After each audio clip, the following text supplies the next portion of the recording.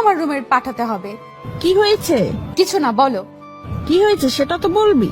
জানো যে ওরে দেখলেই আমার গা জ্বলে, তাও কেন এই ছোট লোকের বাচ্চাকে পাঠাও? এই চুপ কর, তুই কি সারা জীবন এমনই থাকবি? হ্যাঁ, আমি এমনই থাকবো।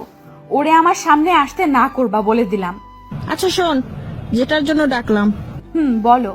আজকে আমরা সবাই তোর বাবার বন্ধুর মেয়ের বিয়েতে যাব। আমরা সবাই মানে? সবাই। কে কে? তোর বাবা, আমি, তুই আর শান্ত। তাহলে আমি যাব না। কেন? শান্ত গেলে আমি যেতে পারবো না। গাড়ির ড্রাইভার আজকে আসবে না, গাড়ির ড্রাইভার হিসেবে যাবে। ওকে। গোসল করে রেডি হ। ওকে। বিয়ে বাড়িতে যাওয়ার পরে শান্ত মনে মনে ভাবতে থাকে, এখানকার সবাই কত দামি দামি পোশাক পরে আছে, আর আমি, আমাদের মতো মানুষকে এই পৃথিবীতে পাঠানো হয়েছে মনে হয় অ্যানিদের মতো মানুষের গোলামি করার জন্য। এসব ভাবতে ভাবতে মন খারাপ করে ক্রিস্টিয়ানো পেরির স্যাড সং লাগিয়ে গাড়িতে বসে থাকে। কতক্ষণ পরে অ্যানির বাবা গাড়ির কাছে এসে শান্তকে ডাক দেয়। জি আঙ্কেল, কিছু বলবেন? তুমি গাড়িতে বসে আছো কেন? এমনি। চলো। কোথায়? বিয়ের অনুষ্ঠানে। না, আমি যাব না। কেন?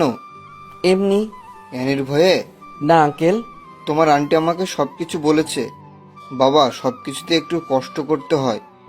তোমার কষ্ট না হয় একটু বেশি হলো। আর আমি আর তোমার আন্টি তো কিন্তু তোমাকে আমাদের সন্তানের মতোই দেখি। জানি আঙ্কেল। তাহলে চলো। তখন শান্ত অ্যানির বাবার সাথে ভিতরে যায়। শান্ত সেখানে তার ক্লাসমেটকে দেখে কথা বলতেছে। তখন অ্যানি তাকে দেখে ফেলে। অ্যানি দেখার সাথে সাথে রাগে তার নাক মুখ লাল হয়ে যায়। অ্যানি তখন মনে মনে ভাবে তাকে সবার সামনে লজ্জা দিতে হবে, এই বলে শান্ত সামনে যায়।